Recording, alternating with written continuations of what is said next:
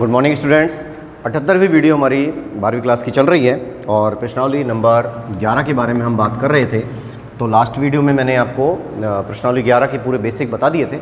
अब उसके बाद अब हम शुरुआत कर रहे हैं क्वेश्चन नंबर 1 से। और जो लास्ट वीडियोज़ आपको जो 2 वीडियो मिली थी उसमें कुछ नंबर का इश्यू हो गया था, तो आप उसको थोड़ा सा मैनेज करिएगा कि बोर्ड पे जो वो नंबर लिखे थे वो गलत लिख दिए थे, बाकी जो थंबनेल डाला गया था उसके अंदर वो नंबर सही थे, है ना। तो 77 तक की वीडियो आपके पास थी, अब ये 78वीं मिल रही है। अब जब हम बात कर रहे हैं अपनी 11वीं प्रश्नावली की, तो उस 11वीं प्रश्नावली में आपको बहुत अच्छी तरह याद होगा कि मैंने उसके सारे जो बेसिक कॉन्सेप्ट थे वो सारे आपको बता दिए थे। कौन कौन सी चीज़ें हमारे वहाँ काम पे आने वाली हैं, कौन कौन सी चीज़ें हम यूज़ करने वाले हैं, कहाँ कहाँ तक हम उन सब चीज़ों के बारे में बात करेंगे, वो सब बातें हमने आपको बता दी थी पहले ही। अब हम बात कर रहे हैं अपने क्वेश्चंस की। भाई क्वेश्चन किस टाइप के होंगे? क्वेश्चन देखिए बहुत ही नॉर्मल होंगे, जो आपने 9th में चैप्टर में पढ़ा है, 10th चैप्टर में पढ़ा है। तो वो जो आ रही थी हमारे पास कंडीशंस, वो कुछ ज़्यादा समाकलन से संबंधित आ रही थी। लेकिन अब क्या होता है, अब समाकलन से संबंधित कोई कंडीशन आएंगी तो सही, लेकिन इतनी बड़ी नहीं होंगी जैसे आपने पहले किया था कि बहुत ज़्यादा दाव पेच आ रहे थे उसके अंदर, है ना, बहुत ज़्यादा सोचना पड़ रहा था। ऐसा कुछ नहीं है। अब क्या सिस्टम होगा कि जो पिछले वीडियो में मैंने आपसे डिस्कस किया था, इसीलिए हमने पिछले वीडियो में इतना टाइम दिया था उस चीज़ को, कि अब आपके पास एक लैंग्वेज होगी, क्वेश्चन की एक लैंग्वेज है, उस लैंग्वेज के आधार पर आपको एक डायग्राम तैयार करना है। रफ डायग्राम होगा, कोई ज़्यादा उसको सजावट करने की ज़रूरत नहीं है। उसके अंदर एक रफ डायग्राम है और उस रफ डायग्राम से हमें ये पता लगाना है कि हमें किस एरिया का क्षेत्रफल निकालना है, कौन सा बाउंडेड है या अनबाउंडेड है, जो भी आता है उसको देखना होगा कि अगर वो क्षेत्र हमारे पास आ जाता है तो उस क्षेत्र के आधार पर हम अपना आंसर निकालेंगे। और ये प्रश्नावली 11.1 के अंदर यही काम होगा। तो जैसे क्वेश्चन नंबर 1 के बारे में हम बात कर रहे हैं, तो हमें दिया गया है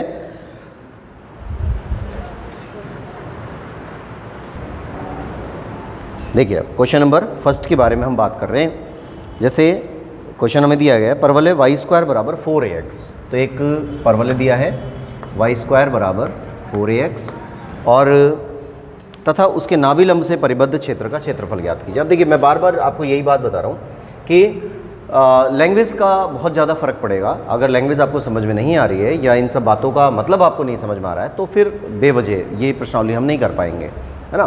तो सबसे पहले तो आप ये देखिए कि y² बराबर 4ax जो बनता है उसका जो चित्र बनेगा वो कैसा बनेगा। y² बराबर 4ax का जो चित्र होगा वो ऐसा बनेगा, है ना। रफ चित्र है, ज़्यादा हमें उसके अंदर सजावट नहीं करनी है। मैं बार बार आपको यही बोल रहा हूँ, केवल एक रफ चित्र बनता है, केवल एक अंदाज़ा लिया जाता है कि भाई इस तरह का क्षेत्र हमारे पास आएगा।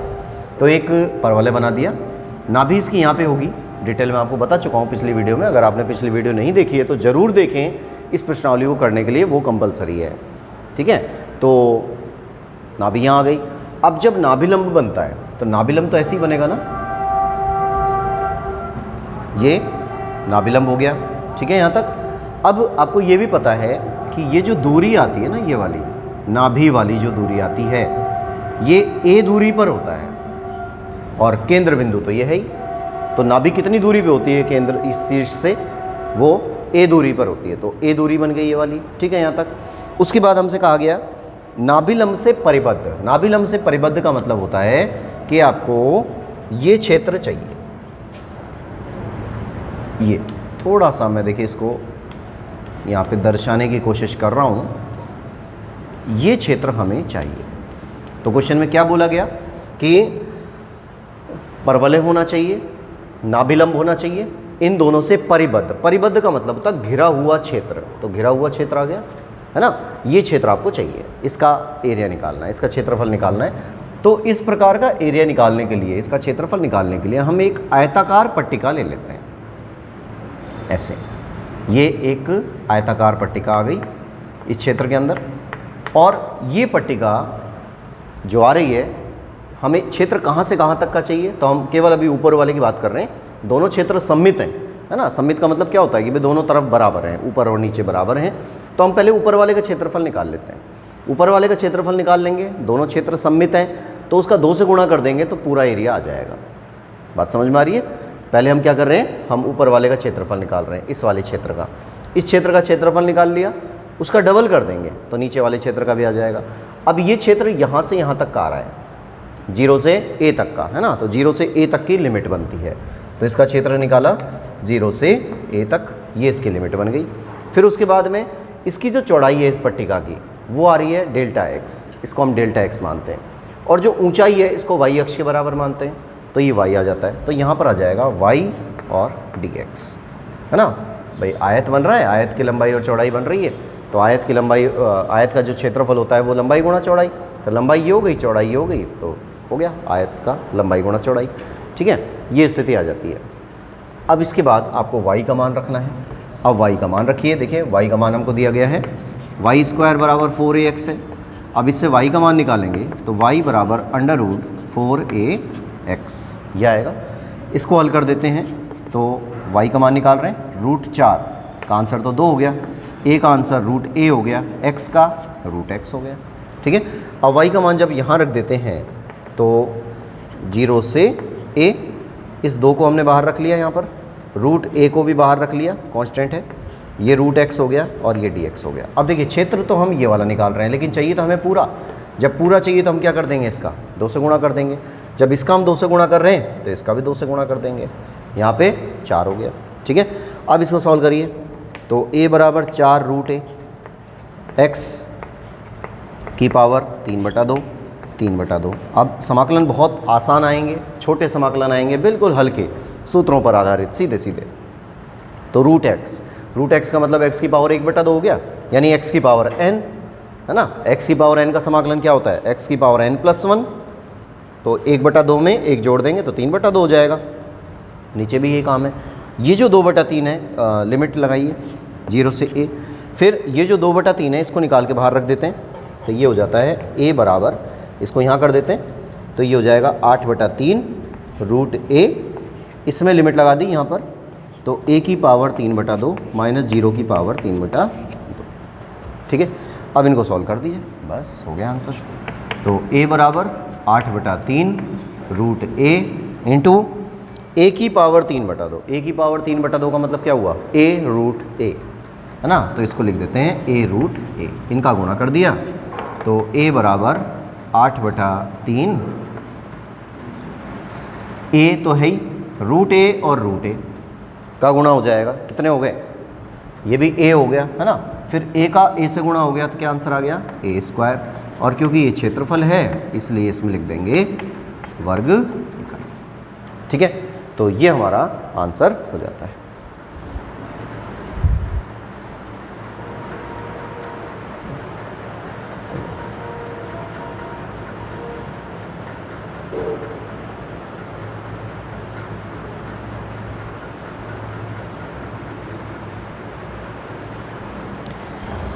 नेक्स्ट देखिए, क्वेश्चन नंबर 2 है।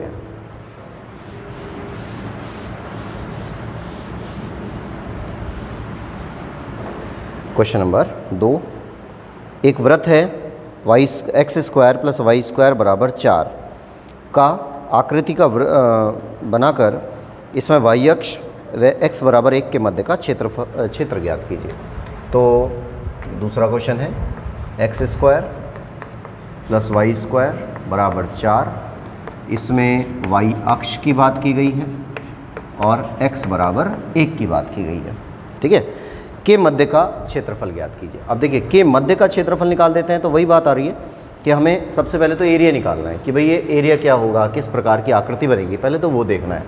तो ये जो वृत्त का समीकरण है मैंने आपको पहले ही डिटेल बता दी है उससे पहले वाले वीडियो में, कि इसको देखकर आपको अब ये पता लगाना है कि इसका केंद्र क्या होगा और इसकी त्रिज्या क्या होगी, है ना। 2 चीज़ें आपको ध्यान रखनी है।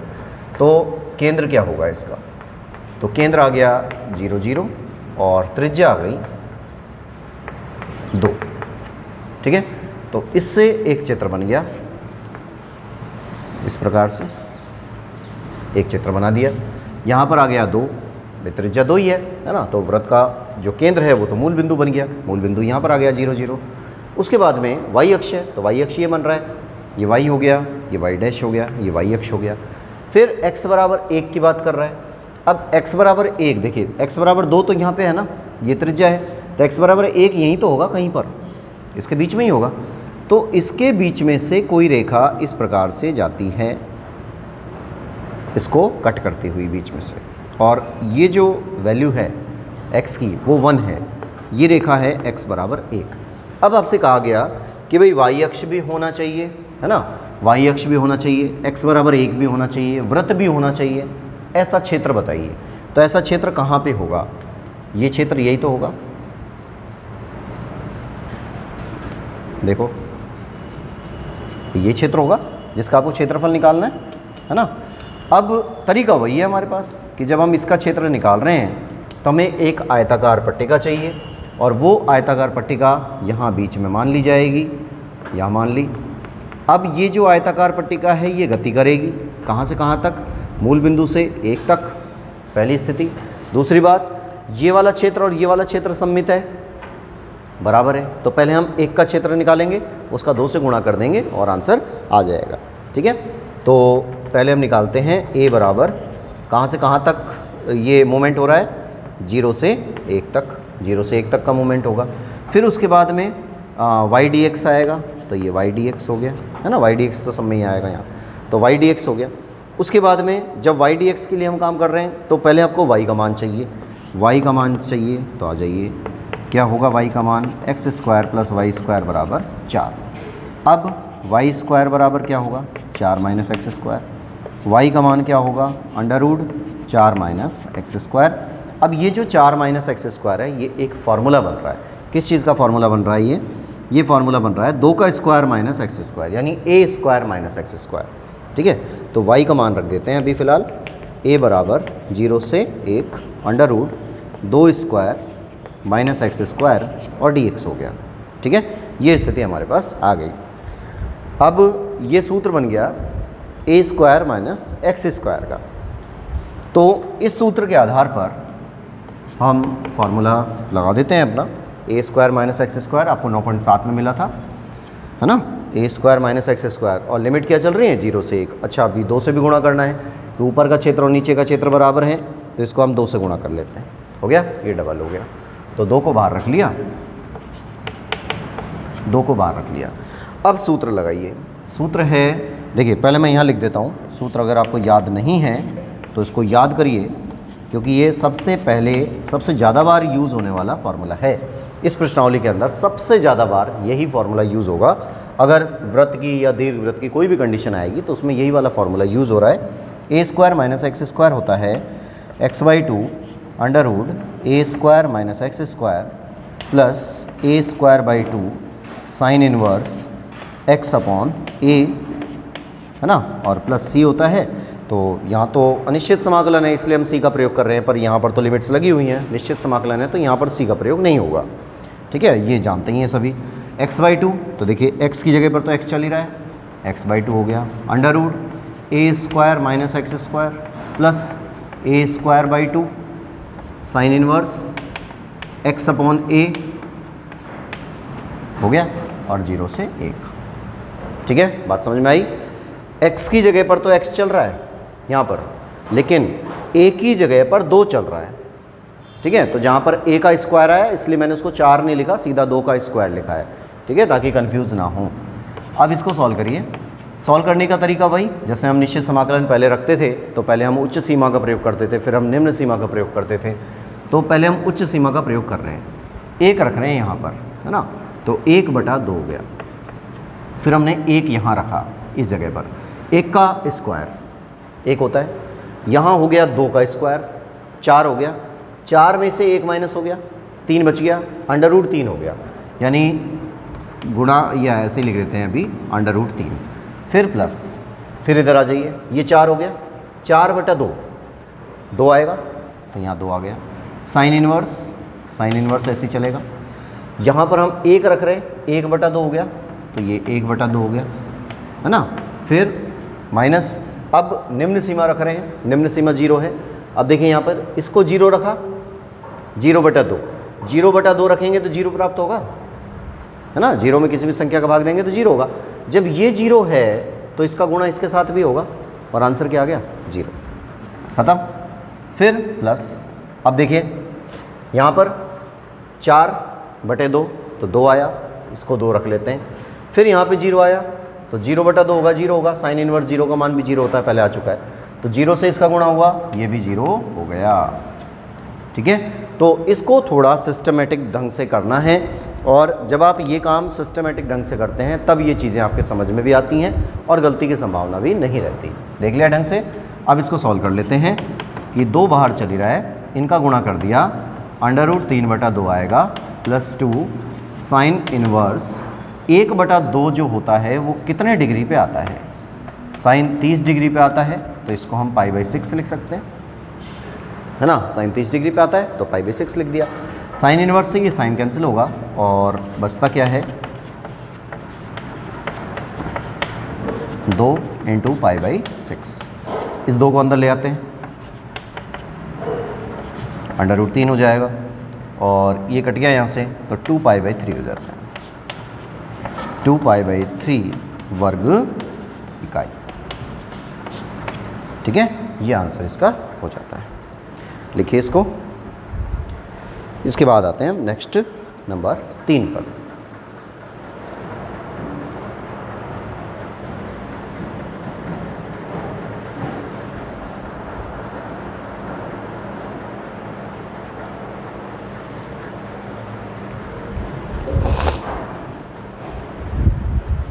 नंबर 3 पे आइए। क्वेश्चन का जो मैटर है वो सारा एक जैसा ही चलेगा, इसमें कोई अंतर नहीं है। बस ये ज़रूर ध्यान रखना है कि इसकी कंडीशन गलत ना हो, चित्र गलत ना हो। बस चित्र अगर आपका सही है तो सारा सवाल सही हो जाएगा। नंबर 3 पे, वक्र y बराबर sin x तथा x अक्ष से परिबद्ध क्षेत्र का क्षेत्रफल ज्ञात कीजिए, जबकि 0 से 2π कंडीशन दी हुई है। तो नंबर 3 है। अब देखिए 0 से 2π की कंडीशन दी गई है और y बराबर sin x आया है ना, और कंडीशन है x 0 से 2π, ये हमें दिया गया है। ठीक है, यहाँ तक कंप्लीट हो गया। अब आप जब इसका काम करते हैं तो क्या करेंगे, सबसे पहले तो देखिए y बराबर sin x का ग्राफ बनाना है।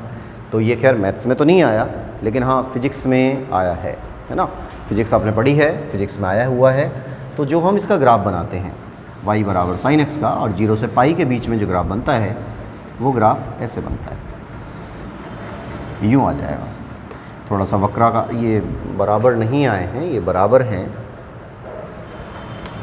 इनको थोड़ा सा ऐसे लेना है कि बराबर आ जाए।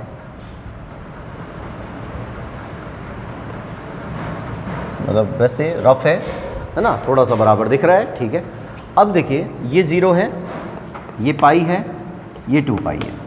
तो इस तरह से जो कंडीशन हमारी चलती है वो ये बनती है। अब जो स्ट्रिप हम ले रहे हैं वो इसी प्रकार से तो आएगी, है ना। ये आयताकार पट्टिका है जो गति कर रही है, और जो क्षेत्र है, जिस क्षेत्र की हम बात कर रहे हैं, जो रेखांकित क्षेत्र है वो ये वाला है, जिसका क्षेत्र हमको चाहिए।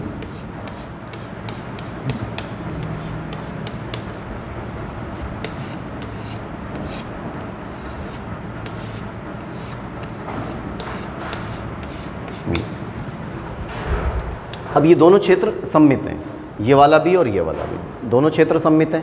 तो एक काम हम करें, या तो हम 0 से π का मान निकाल लें और उसका डबल कर दें, बस आंसर आ जाएगा। तो यही काम हम कर देते हैं यहाँ पर कि हमने निकाला a बराबर 0 से π, है ना, 0 से π और y dx, और इसका डबल कर देते हैं। भाई 0 से π ये वाला क्षेत्र और ये वाला क्षेत्र डबल ही तो है ना, दोनों सेम है। तो इसको डबल कर दिया और इसका आंसर डाल दिया। तो a बराबर 2 तो यहाँ पे है ही, 0 से π हो गया, y की जगह पर क्या आ जाएगा, sin x, और dx आ गया। इनको सॉल्व कर दीजिए। तो a बराबर 2 sin x का क्या होता है समाकलन, cos x माइनस का, तो उस माइनस को हम बाहर लगा लेते हैं अभी फ़िलहाल, है ना, और 0 से π हो गया। अब इसको सॉल्व करिए। तो a बराबर -2, ये तो ऐसे ही रहेगा। अब cos π का मान क्या हो, ये पहले हम लिमिट लगा रहे हैं। तो cos π माइनस cos 0। अब cos π की वैल्यू क्या होती है, आया हुआ है, cos π कितना होता है, -1 होता है ना। तो इसकी जगह पर रख देते हैं -1, ये माइनस हो गया। फिर cos 0 की वैल्यू क्या होती है, वो 1 होती है, तो यहाँ पे 1 आ गया।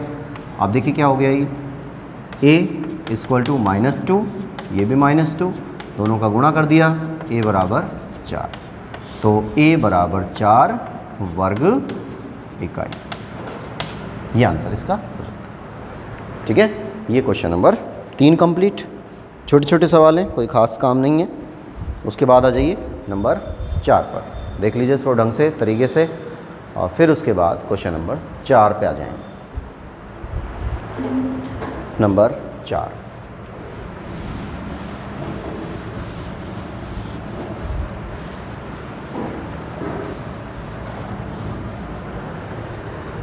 चौथे में y बराबर 2√x ये दिया गया है ना, वक्र का मान दिया गया है y बराबर 2√x तथा x बराबर 0 और x बराबर 1, तो x बराबर 0 और x बराबर 1 के मध्य का परिबद्ध क्षेत्र चाहिए।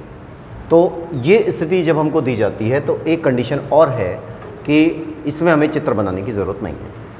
ठीक है, क्यों नहीं है? क्योंकि इसमें दोनों लिमिट पहले से ही दे रखी हैं, x बराबर 0 और x बराबर 1 ये दिया हुआ है।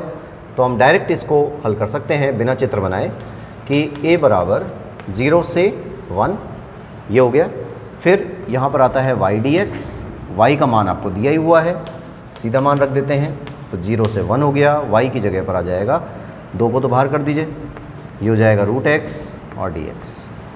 ठीक है, फिर 2 कांस्टेंट है ना, तो 2 को तो बाहर रख दिया, √x dx हो गया। और ये सवाल नंबर 1 की तरह हो जाएगा कि 2 बाहर चल ही रहे हैं, इसका हल किया तो x की पावर 3/2, यहाँ पर भी 3/2, 0 से 1, 2/3 को, ये जो 3/2 है इसको बाहर लाएंगे तो 2/3 बन जाएगा, ये 4/3 हो गया।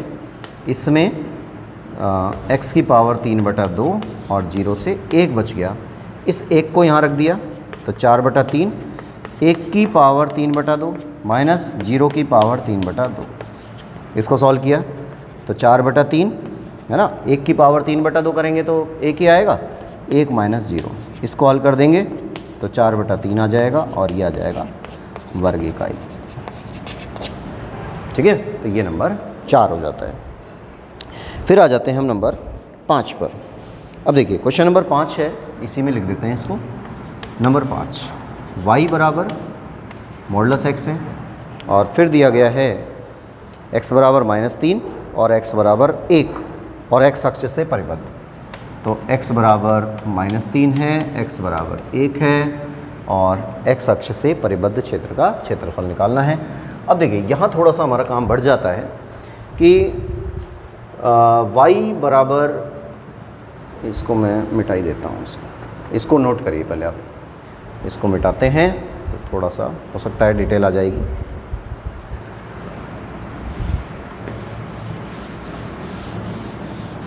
अब देखिए कि क्वेश्चन नंबर 5 में ये बोला गया कि भाई y बराबर मॉडुलस x है। अब मॉडुलस का जो फंक्शन होता है वो हमें अच्छी तरह पता है कि ये जो मॉडुलस का फंक्शन है ये प्लस भी हो सकता है और ये माइनस भी हो सकता है ना। तो एक बार तो हम ये ले लेते हैं कि भाई हो सकता है ये y बराबर x हो और ये भी हो सकता है कि ये y बराबर -x हो, दोनों स्थिति बन सकती हैं। ठीक है, तो इसका एक ग्राफ बनाने की कोशिश करें अगर हम, तो आपको खूब अच्छी तरह पता है कि अगर हम y बराबर x की बात करते हैं तो y बराबर x का जो मान है या जो उसका रेखा का जो तरीका है लिखने का या बनाने का वो ये होता है y बराबर x का, कि रेखा 45 डिग्री का कोण बनाती हुई अक्षों के साथ, है ना, दोनों अक्षों के साथ 45 डिग्री का कोण बनाती हुई रेखा चली जाती है। y बराबर -x की जो रेखा है ये अक्षों के साथ -45 डिग्री का कोण बनाती हुई चली जाती है, तो ये रेखा बनती है। अब यहाँ पे x अक्ष और दिया गया है। x अक्ष का मतलब ये है कि आपको केवल पॉजिटिव में रहना है ना, नेगेटिव में नहीं आना है। तो हम इस चीज़ को हटा देते हैं यहाँ से कि हमें इस लाइन की ज़रूरत नहीं है, हमें इस लाइन की भी ज़रूरत नहीं है, केवल किसकी ज़रूरत है, जो ऊपर ऊपर आ रहा है, ये दोनों। अब बनाई मैंने इसीलिए ताकि आपको समझ में आए कि ये लाइनें कहाँ से आ रही हैं ना। तो ये वाली जो रेखा आ रही है ये y बराबर x की है और ये वाली जो रेखा आ रही है ये y बराबर -x की है। ठीक है, अब x बराबर -3 और x बराबर 1, तो x बराबर -3 तो मान लेते हैं जैसे कि भाई यहाँ पर आ रहा है x बराबर -3 इस जगह पर, और x बराबर 1 हमने यहाँ मान लिया कि ये x बराबर 1 आ रहा है। ठीक है, तो रेखांकित एरिया कौन सा बना? जो आंसर हमें निकालना है ना, वो आंसर ये निकालना है।